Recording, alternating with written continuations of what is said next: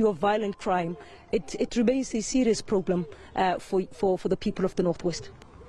Yes, as the Moral Regeneration movement, we are extremely concerned about the proliferation of firearms, as well as what we have seen now manifesting in killing of prominent people, business people in particular. And this affects, obviously, the ordinary citizens that are now placed in a situation where they've got to worry about their safety. And these are issues that we are constantly engaging authorities in the province as well as communities, so that they are also part of the solution.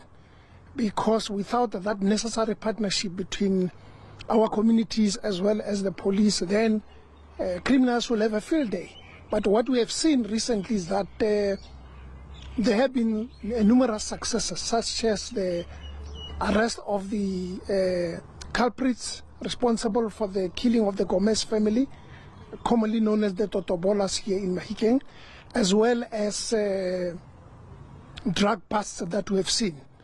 But also very worrying is also the involvement of police in crime, though to a limited degree. But we're still worried about the involvement of a single police person, because then that demotivates our communities in terms of the necessary partnership that we must have, and that of providing information to law enforcement. So we wish to make a call to the police to also tighten on their anti-corruption measures, so that our communities' trust, or that trust deficit, is actually addressed.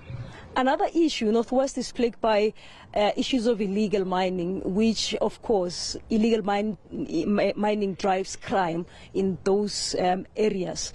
Are we really seeing any progress at this particular time, particularly because the President has deployed SANDF to assist the police on the ground? What we have seen since the deployment of the SANDF is that there's been milestones that we can point at, that we've seen in Tlhatlhanyane and some of our villages where they've been uprooted and most of the equipment retrieved. But we fail to understand how we can, as communities, plead and suggest that we're not being aware of the activities. That is something that is always worrisome to us. We've said this in Stelfontein, we've said this several times when we are engaging with authorities to say there is a necessary partnership in order to win the war against crime. Without that partnership, we can therefore say that criminals are having a field day. But the recent deployment has contributed somewhat towards stabilizing. But our worry still remains that we're talking about the arrest of small fries.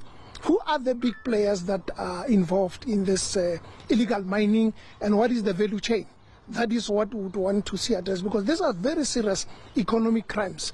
When we are now supposed to be embarking on beneficiation close to source, that's where it will create the necessary jobs that are required, and that is where the unemployment rate will be brought down as a result of our people participating in mining in a formalized fashion, and which is also legal.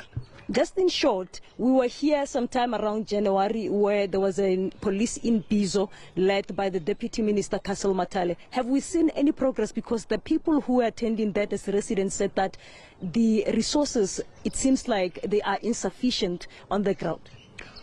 We have seen a movement in that. Remember, the Deputy Minister challenged the South African Police Service management in the province to say that they must develop a plan, which plan they must implement. And we have seen recently that there's been a deployment led by the acting Provincial Commissioner General Dr. Naidu to fight crime, and that we think is part of the plan. But we think we have arrived at a stage where there should be regular briefings to communities, so that community structures that have an interest on this issue are taken on board, and they are also mobilizing. We have mobilized churches, for example, in the aftermath of the killing of Tato Mosalankwe, that we will be engaging aggressively because a church that is just, for an example, focus on its internal four walls and not involved in the community is irrelevant. And therefore, it is important that there's that community involvement, and which will be escalating in